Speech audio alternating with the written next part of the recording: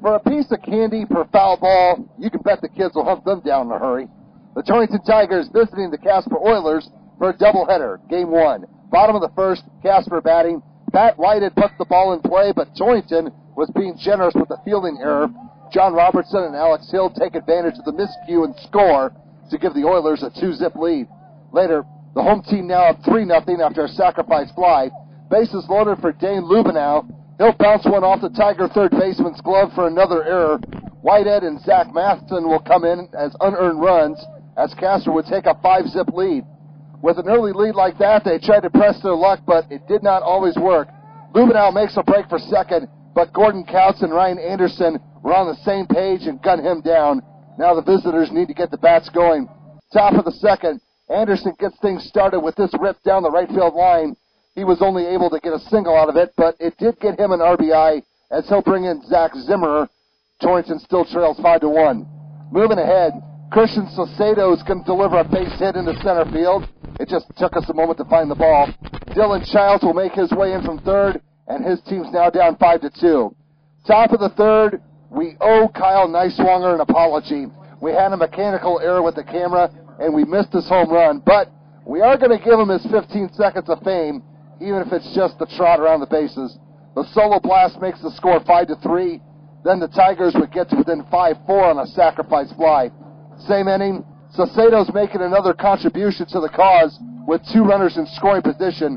1 run is already in to tie the score at 5. Brock Youts is going to give it a shot, but Cody Lookout gets the tag in just in the nick of time for the out, and that would prevent the visitors from taking the lead.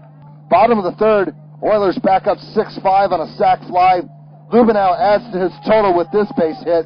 4 RBIs total in the game for him as he'll bring in Whitehead all the way from second. That will push the lead up to 7-5. Next batter, Jeremy Boland's going to hit it to the fielder's choice. Torrington takes the easy road and gets him out at first, but it gets Matheson in as the home team's now up 8-5. Top of the fourth, the boys in black come back with a vengeance. Couts is going for long distance. Not quite enough to get out of here, but going to the wall is going to net him a triple and a ribby in the form of Austin Murphy. The Tigers were clawing their way back into this one, down 8-6. Next up is Neiswanger, and we did get this hit. Not a home run, but he'll end up with a double when this play was said and done.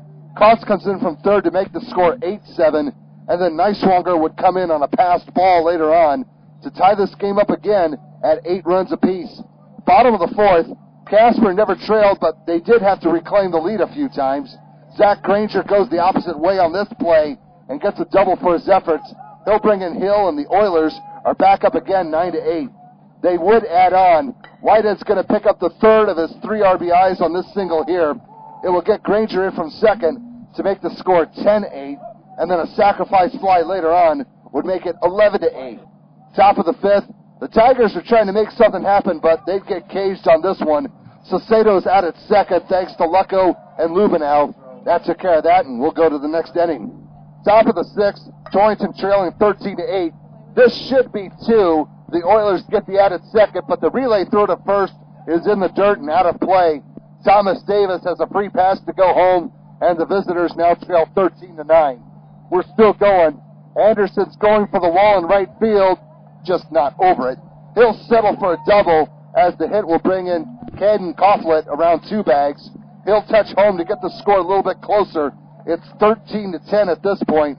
Here comes more. Saucedo's going to find the gap in right center field for a 2-bagger of his own.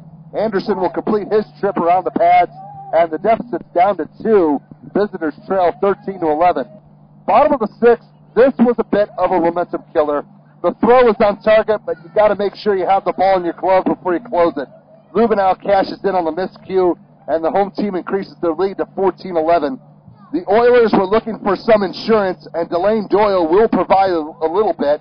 Nice stop by the Torrington second baseman, but he cannot recover in time to make a play.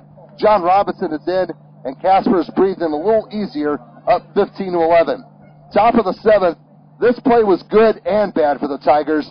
The bases were loaded, but the ball hits the runner going to second, so he's out.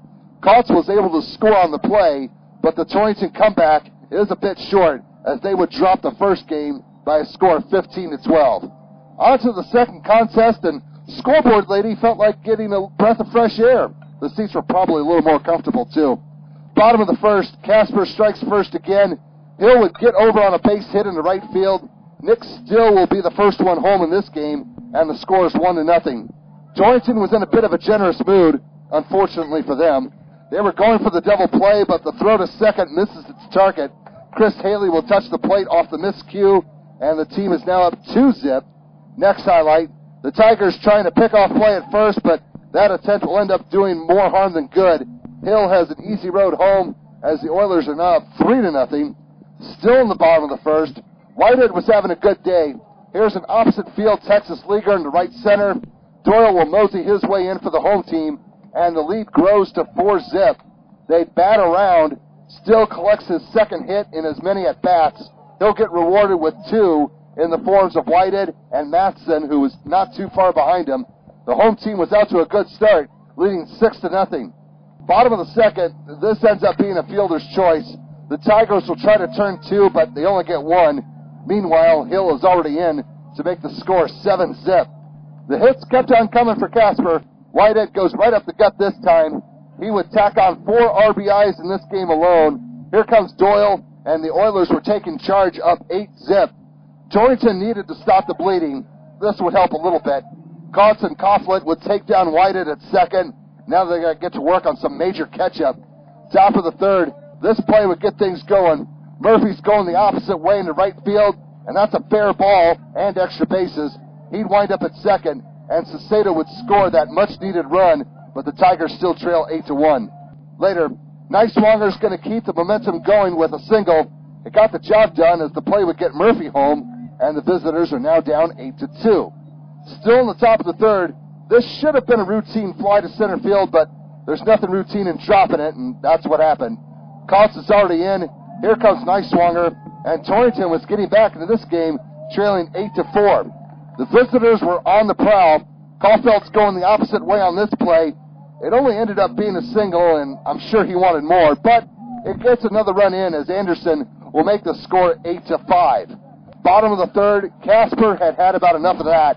Haley will lace a double down the left field line and keep the defense busy. Josh Barta is in, and the Oilers up their lead to 9-5. Next batter, Hill, and that ball is up, over, and out of here off the wooden frame behind the right field wall.